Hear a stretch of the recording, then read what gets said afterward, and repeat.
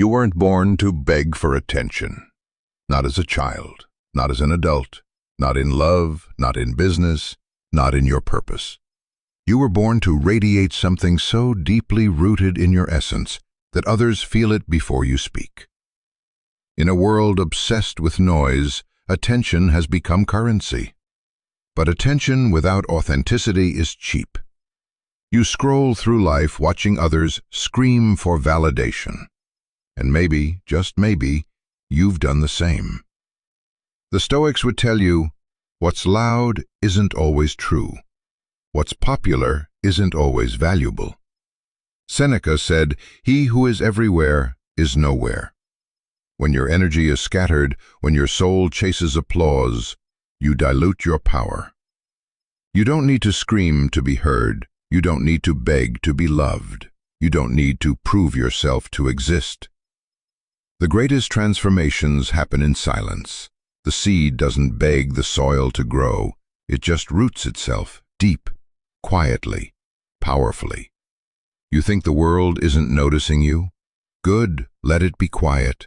Let the noise move past. That's where clarity is born. That's where purpose refines itself. Because when you finally show up, fully aligned, unapologetically whole, it won't be noise you bring. It'll be presence.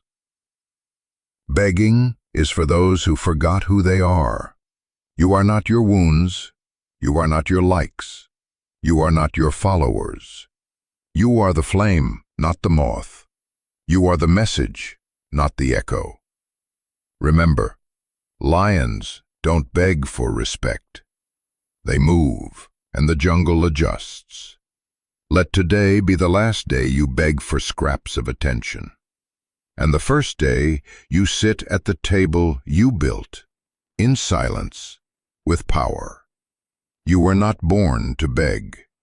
You were born to embody, and the world will feel it when you stop chasing and start becoming. You are not a democracy. Your value is not determined by public opinion, by a poll, by likes or shares. You are not a product for others to rate. You are a soul with a purpose, and that purpose doesn't require consensus. In today's world, we've been trained to measure ourselves by metrics. How many people watched, liked, clapped, followed, agreed. But the Stoics, they knew better. Marcus Aurelius wrote, "It never ceases to amaze me. We all love ourselves more than other people, but care more about their opinions than our own." What a trap. We chase approval, and in doing so, we abandon ourselves. We shapeshift, perform, shrink, exaggerate, just to be accepted. But at what cost? You lose your fire trying to stay warm for others. You dilute your truth trying to sound agreeable. You forget your worth trying to win theirs. But here's the thing. The crowd is fickle. Today they cheer, tomorrow they boo. So if you tether your value to applause, you'll ride an emotional roller coaster that never ends. Freedom begins when you stop needing everyone to understand you. Respect begins when you stop negotiating your worth. You are not a billboard, a brand, or a broadcast. You are a presence. And presence doesn't ask for permission to exist. Some people won't like you. That's okay. Some people will misunderstand you. That's expected. The goal was never to please everyone. It was to remain true while the winds of opinion blow wildly around you. Seneca said, "What progress have I made? I have begun to be a friend to myself." Can you say the same? Can you sit alone with your truth and not feel lonely? Can you walk a different path without craving someone else's footsteps? This is the way of the Stoic. This is the way of someone who remembers. Worth is not transactional. It is internal, immutable, untouchable. So let them vote. Let them talk. Let them scroll past. You're not here to be elected. You're here to evolve. And no one else gets a ballot. Let them wonder where you went. Let them feel the silence you left behind. In a world obsessed with visibility, disappearing is power. You don't have to always be online, always be responding, always be available. Sometimes, the most powerful move you can make is to step back. Why? Because absence builds presence. The Stoics taught restraint, intentionality, and detachment. Epictetus said, "It is impossible for a man to learn what he thinks he already knows." When you're always speaking, you stop listening. When you're always present, you become invisible. Real power doesn't chase attention. It creates gravity. Have you noticed that the more you give, the more people expect? The more accessible you are, the less they value your time. It's not cruelty, it's conditioning. Familiarity without boundaries breeds entitlement. So what happens when you remove yourself? They start to notice. Your voice becomes mist. Your thoughts carry weight. Your presence becomes a choice, not a default. You are not required to explain your silence. You are not obligated to announce your return. You owe no one your constant presence. Not in messages, not in life, not in love. Those who truly value you will seek you. Those who only valued your energy will simply move to the next. Let them. Let them realize what it felt like to have access to your light and lose it. Let your growth speak in your absence. Let your silence say more than your words ever could. The point is not to manipulate, it's to recalibrate. To remind yourself that your worth isn't tied to your visibility, that your impact isn't measured in noise, that your evolution is not a performance. Disappearing is not weakness, it is wisdom. So step back, turn inward, refill what they emptied, because when you return, it won't be for validation. It'll be for alignment. Let them miss you, not because you vanished, but because you finally became whole. The need to explain is a subtle form of begging. Every time you over-explain your decisions, your silence, your growth, you're handing power to someone else. You're saying, "Here's why I deserve to take up space." But the truth is, you don't need to justify being who you are. Marcus Aurelius said, "Waste no more time arguing what a good man should be.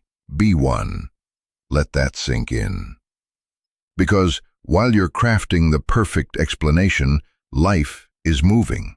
While you're softening your truth to make others comfortable, you're abandoning yourself. You don't owe anyone a reason for choosing peace over chaos, saying no without guilt, outgrowing old conversations, protecting your energy, disappearing to heal. The Stoics believed in right action, not endless justification. Their power came from alignment, not approval. You see, explanations are often for people who've already made up their minds. They're not listening to understand. They're listening to judge. And you, my friend, were not born to sit in that courtroom. You are not a defendant. You are not on trial. You are a becoming. When you stop explaining, you start embodying. And embodiment is undeniable. Let your choices speak for you. Let your presence explain itself. Let your silence carry weight. And when they ask, "Why did you change?" simply smile and say, "I remembered who I was." The ones who get it won't need a paragraph, and the ones who don't wouldn't understand, even if you wrote a book. So stop chasing clarity in someone else's eyes. Start standing clear in your own, because the only permission you need is already within you. Not every battle needs a roar. Not every disagreement needs a reply. Not every insult deserves your energy. In a world that equates loud with strong, the Stoic stands apart, mastering silence like a sword. Seneca said, "Sometimes even to live is an act of courage." And in today's age of digital noise, to be silent is the bravest act of all. You see, silence unsettles people. It forces them to sit with their assumptions. It holds up a mirror they can't control. They expect anger. They expect defense. They want a show. And when you give them nothing, they start to question everything. Because silence isn't weakness, it's containment. When you speak too soon, you spill your power. When you react, you reveal your wounds. When you stay quiet, you maintain control. Your silence is not a void. It is presence. It is pressure. It is the pause between lightning and thunder. You don't have to post it. You don't have to prove it. You don't have to perform your piece for anyone. Hold it, hone it. Let it hum inside you like a storm waiting to rise, only when it truly matters. Those who misunderstand your silence were never meant to understand your strength, and those who do, they'll feel it. So next time they provoke you, expect you, poke at your patience. Don't react. Observe, choose, respond with clarity or not at all. Because your silence, it isn't empty, it's loaded, and that is what makes it your most powerful voice. You don't owe everyone a seat at your table. You don't have to answer every message, respond to every critic, or entertain every energy that knocks on your door. Your time, your mind, your soul, they're sacred, and not everyone is entitled to them. In an age where access is instant, boundaries are a revolutionary act. The Stoics believed in discipline, not just of action, but of association.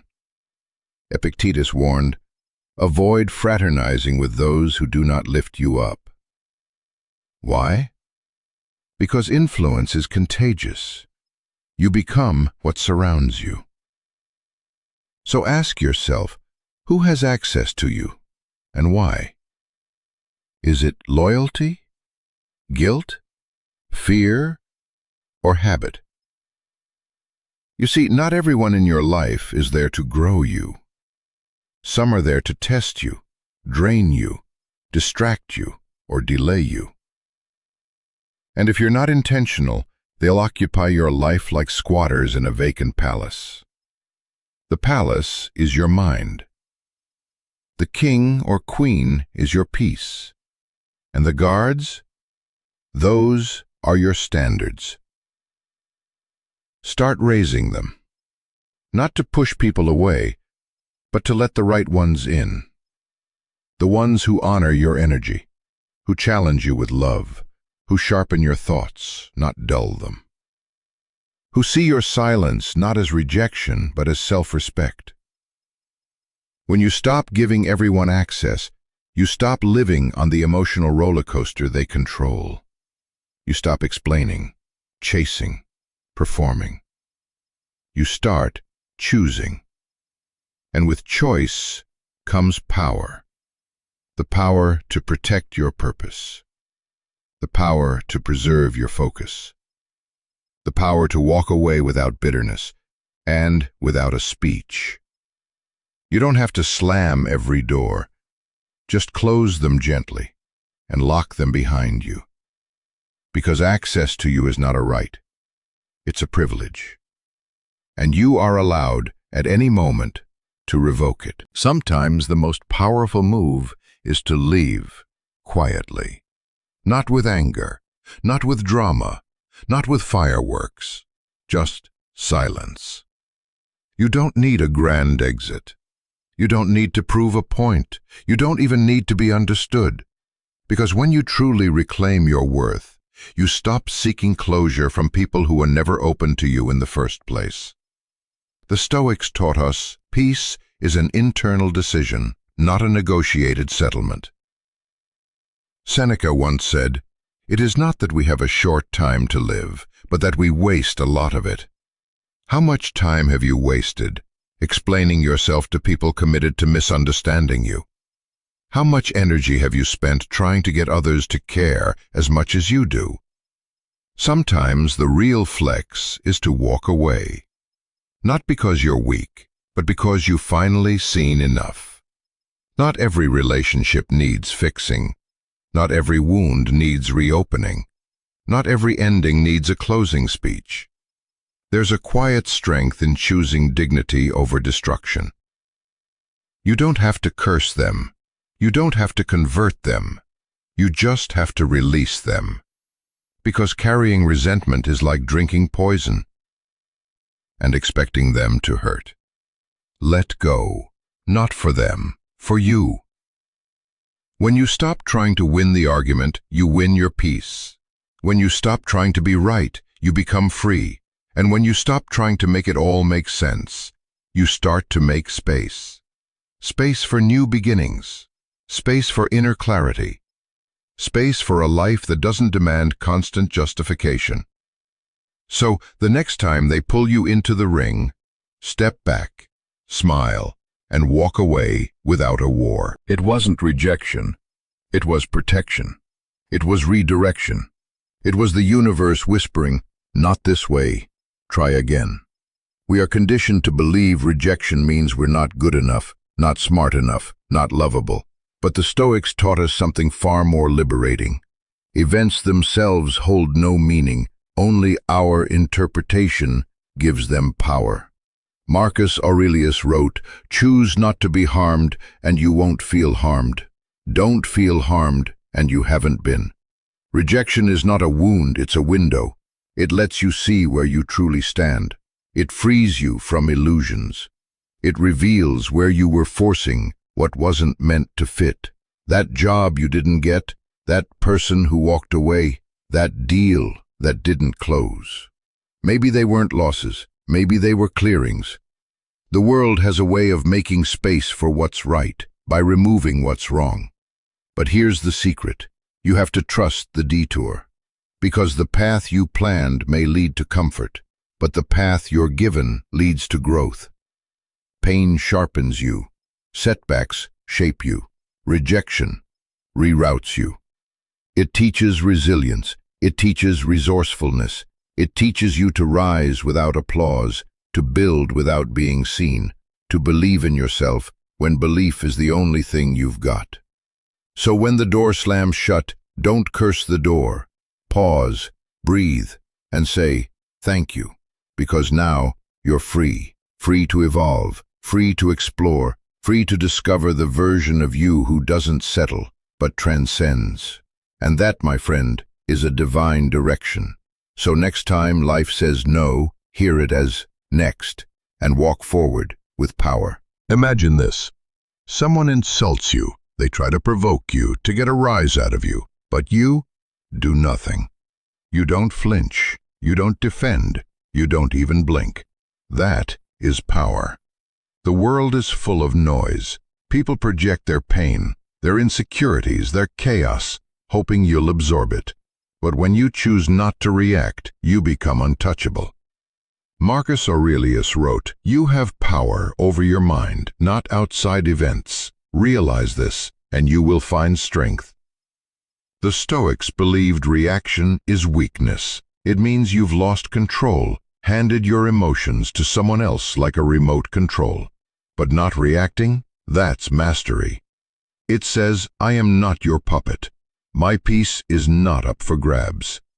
Not reacting doesn't mean you're weak. It means you've trained your ego to sit still.